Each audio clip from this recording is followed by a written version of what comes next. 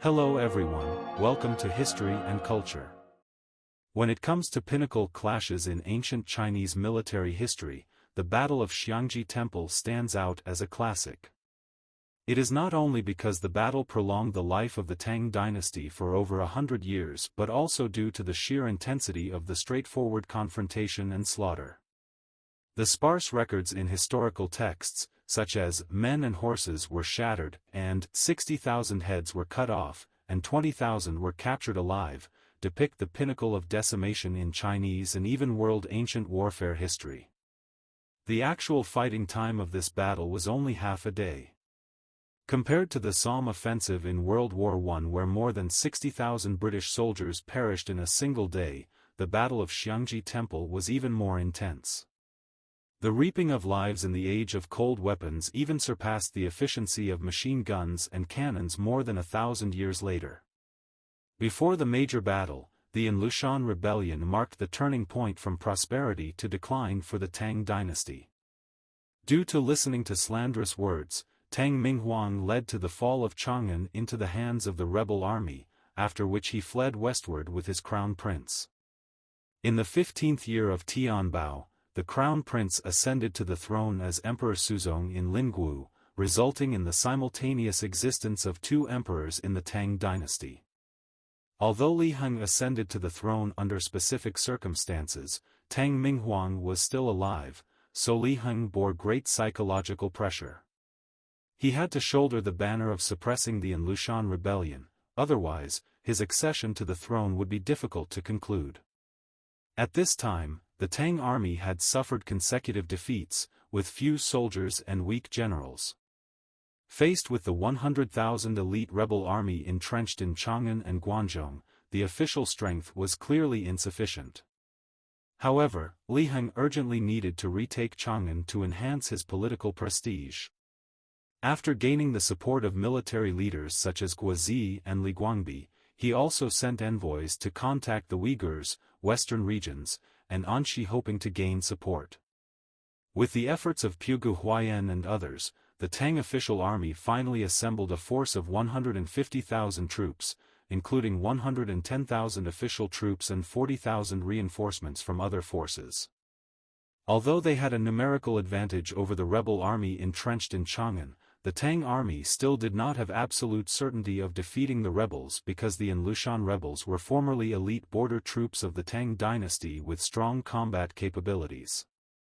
To be cautious, the Tang official army adopted a steady approach. Before retaking Chongzhen, they first launched attacks on the rebel forces in the surrounding areas of Chongzhen, gradually gaining control of the northwest region of Chongzhen. Subsequently, the Tang official army fully analyzed the advantages of the rebel cavalry and chose the battle location north of Xiangji Temple. To the west was the Feng River, flowing through, and to the east were mountains and rivers, which could prevent the Tang army from being attacked from the flanks by the rebel cavalry. The rebel army departed from the south of Chongzhen to meet the battle, and the two sides were only a few miles apart, with the military camps stretching endlessly. From the situation, the Tang army also occupied the advantageous position of higher ground, and a bloody battle was imminent. The rebel general Li Guiran first led troops to challenge the official army's camp. The Tang official army attempted to repel them, but the rebels used the advantage of their cavalry to launch a wave of charges. The official army was unable to resist and retreated, causing chaos in their formation. Subsequently, seeing an opportunity, the rebels immediately launched a full-scale attack. The Tang army was in a precarious situation right from the start of the battle. In the chaos of the battle, the Tang general Li Sai stepped forward, saying, "If we don't personally face the enemy today, fight to the death on the battlefield, and risk our lives for a slim chance of survival, then our army will be annihilated." Li Sai was renowned for his bravery and immediately rallied his personal troops to counterattack the rebels. Amidst thousands of soldiers and horses, he stood without armor, wielding a long-handled saber, leading the charge. Historical records state, wherever Sai's saber swung, men and horses were shattered. Li Sai's bravery greatly boosted morale, and the Tang army halted their retreat. Capitalizing on this momentum, Xi organized elite troops armed with long-handled sabers to advance like a wall, turning the tide of the battle from imminent defeat to a stalemate. Then the excellent performance of the Uyghur cavalry completely turned the tide of the battle. The rebels had planned to ambush elite cavalry on the east side of the military camp, waiting for an opportunity to attack the rear of the official army. It could be anticipated that if the rebels' scheme succeeded, the official army would undoubtedly suffer another defeat. However, the rebels' plan was detected by Tang army intelligence. The Uyghur cavalry, skilled in mounted archery, engaged in a fierce battle with the rebel cavalry. At this point, the situation was already unfavorable for the rebels. With no numerical advantage, once the rebels became deadlocked, they would inevitably be worn down by the official army.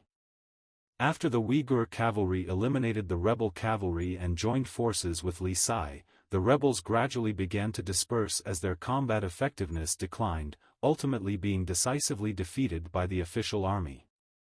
In the 4-hour intense battle, the rebels suffered the decimation of 60,000 troops. These 60,000 were killed in combat, not merely harvested after the rebels' defeat, and the total rebel forces numbered only 100,000. The remaining 40,000 consisted of 20,000 captured and 20,000 scattered. In modern warfare, military strategists generally consider that when the casualty rate of an army reaches 20%, it is prone to collapse and lose its combat effectiveness. Reaching 30% means it's almost impossible to continue fighting. In ancient times, a casualty rate of 10% was already very dangerous. Yet, in the Battle of Xiangji Temple, the rebel casualty rate reached an astonishing 60%, illustrating the fierceness of the battle and the unwavering combat will of both sides. There's also a concept here: decimation. Generally, when the casualty rate of one's own side rises, morale takes a hit, leading to dispersion. Once a military unit disperses, it faces the fate of being unilaterally slaughtered. In fact, many times we see the results of battles include pursuit numbers. A battle like the Battle of Xiangji Temple, where both sides directly confronted each other and decimated 60,000, is enough to dominate military history. Furthermore, the Tang official army also suffered casualties approaching 70,000, with a casualty rate close to 50%. After this battle, the elite of the Tang army was nearly wiped out. Although it prolonged the life of the Tang dynasty by 150 years, the Great Tang was no longer able to return to its former glory. This is History and Culture channel. Like and subscribe are the biggest help and support for us. Thank you everyone. See you next time.